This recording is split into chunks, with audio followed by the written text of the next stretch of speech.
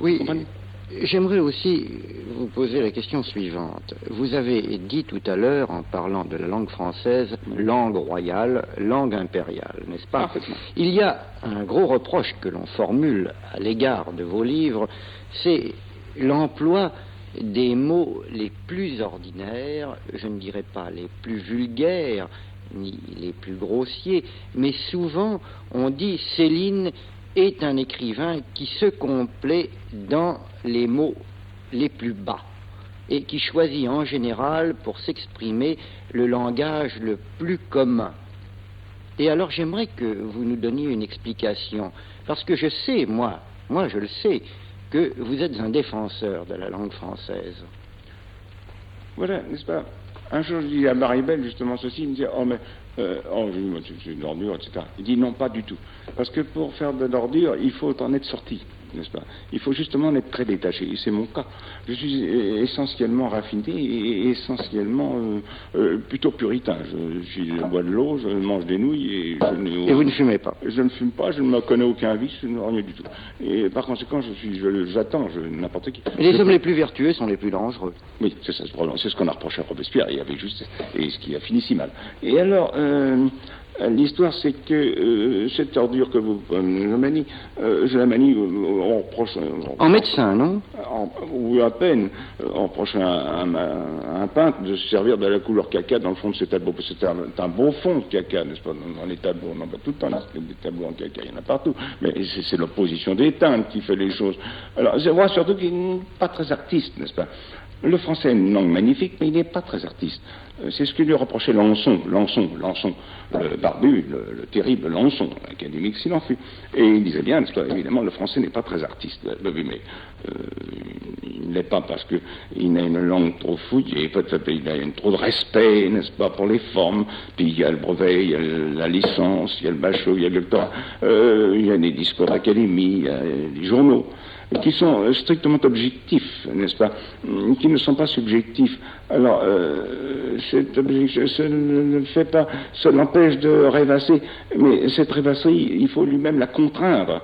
Alors, je pourrais donner l'exemple Villon, n'est-ce pas? Évidemment que là, il y a de la rêvasserie, mais elle est contrainte, elle est terriblement freinée, n'est-ce pas, mise en botte, n'est-ce pas? Et ça, c'est mais fort. Il vous arrive parfois de forger des mots. Oh, quand c'est nécessaire, je vous assure que je ne le cherche pas.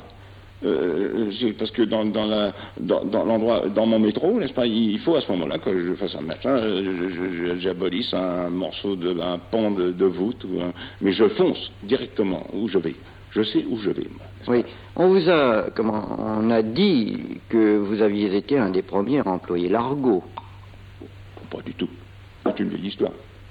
L'argot est employé bien avant moi, par tout le monde. Il y a de l'admirable. Il y a d'ailleurs à cet égard d'admirables chansons de la bande à Mandrin qui sont tout à fait remarquables dans l'argot de l'époque. Villon ne faisait que ça.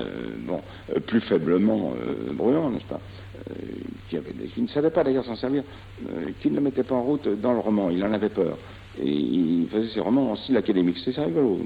Bruant. On voit ses chansons sont écrites en effet. Mais je crois que chez Bruant, c'est du faux argot. Ah non, l'homme était inspiré. Il était timide. Parce qu'il faut beaucoup de culot pour se lancer dans cette chère langue française. C'est défendu par tout le corps constitué, par un passé, un historisme fameux, comme disaient les Allemands, par cet historisme, n'est-ce pas, pour le mettre en morceaux, et puis dire, là, non, c'est pas comme ça. Voilà mon bouton de colle, voilà le crawl, n'est-ce pas. Je vais dire que maintenant, on va nager en crawl, comme ça. Et puis tout le monde dit, mais non, je fais faire la brasse. Alors pendant longtemps, évidemment, tous les gens à la brasse continuent, n'est-ce pas, ça va de soi. Mais tout de même, ils y viennent, n'est-ce pas, ils s'aperçoivent. Puis peu ils louchent, puis ils copient, n'avouent pas d'où ils copient. C'est la banalité même. Oui, voilà. Non, je ne vois pas. L'argot, oui, il faut s'en servir. Oui, j'aimerais, pour terminer cet entretien, que l'on parle un petit peu de vos 2 derniers livres, Ferry pour une autre fois et Normance. Ferry pour une autre fois et Normance, ils sont tout à fait choquants, parce que quand le lecteur lit le voyage au bout de la nuit, il est encore un peu dans la littérature coutumière, tandis que là, il sort franchement, et il est nettement dans un langage purement émotif. celui que je crois qui remportera tout de même la victoire quand je serai mort. Faut mourir. La gloire ne va qu'aux morts, n'est-ce pas, les vivants n'arrivent qu'à l'académie. Ne devenez pas émotif. Non, je ne viens pas émotif. Mais, n'est-ce pas, il est évident que je suis destiné à être craché, vilipendé, sali, mortifié, fusillé si possible, jusqu'à la fin de mes jours. Socrate, je le prévoyais déjà.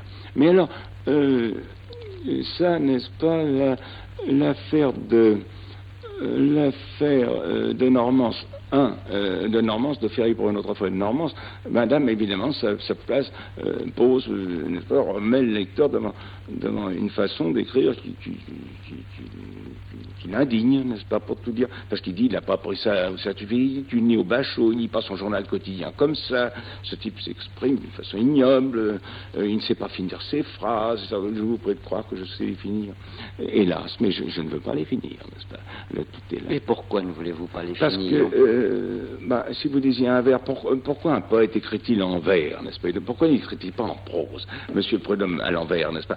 Il écrivait en prose. J'écris en prose naturellement, n'est-ce pas? Et alors, il écrit en vers naturellement, on a le droit, n'est-ce pas, aussi, n'est-ce pas? On écrit en vers naturellement, malgré ça, n'est-ce pas? Et alors, est-ce que vous cherchez vraiment à indigner le lecteur? Pas du tout. C'est une attitude. Je ne m'occupe que de la technique.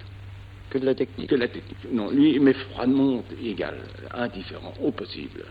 Vous ne vous occupez pas absolument pas du lecteur? Absolument pas de ce qu'il pense. Je vois bien qu'il m'achète. Ça me permettrait de bouffer.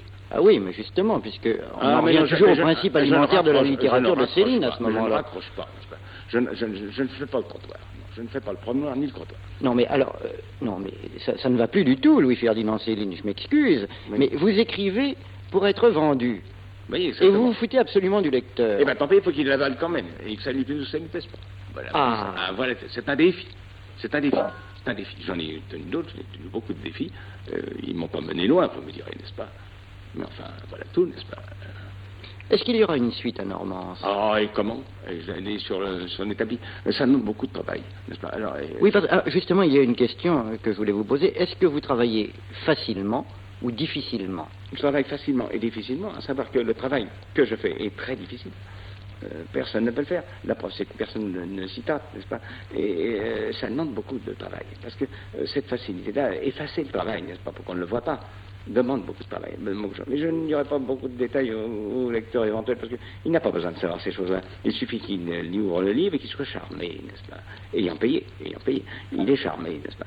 Et alors, il dit, ce Ferdinand, des touches, etc., est un cochon, fait tout ce qu'il veut, n'est-ce pas? Évidemment, c'est l'émotion, ça va de soi, n'est-ce pas? Et puis après... Et il y revient quand même. Il y revient après, il dit... non, c'est-à-dire que quand il lit les autres... C'est une très bonne tactique. Non, quand il lit les autres, alors les autres le dégoûtent. Alors voilà ce qu'il voit, n'est-ce pas? C'est là ma guerre, n'est-ce pas? C'est rendre les autres illisibles, n'est-ce pas?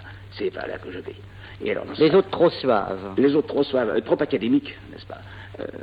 Et alors, vous comprenez, alors ils deviennent forcément furieux, n'est-ce pas? Ils hurlent la mort, n'est-ce pas? Est-ce que vous recevez beaucoup de lettres d'injures des lecteurs? J'ai tout reçu, n'est-ce pas? Tout.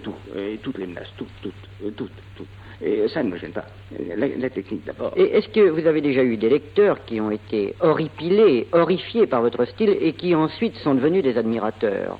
Je ne m'en occupe pas. Ni s'ils sont horripilés ou horripileurs. Oui, mais vraiment... complètement égal. Vraiment, vous êtes... L'homme est indifférent. Vous êtes un être horripilant pour le lecteur. Ça m'est égal. Je ne cherche pas à l'être même. Encore bien plus, n'est-ce pas? Je pousse le mépris jusqu'à ne même pas demander à être horripilant. N'est-ce pas? Ça m'est égal. Ça m'est tout à fait différent. La technique,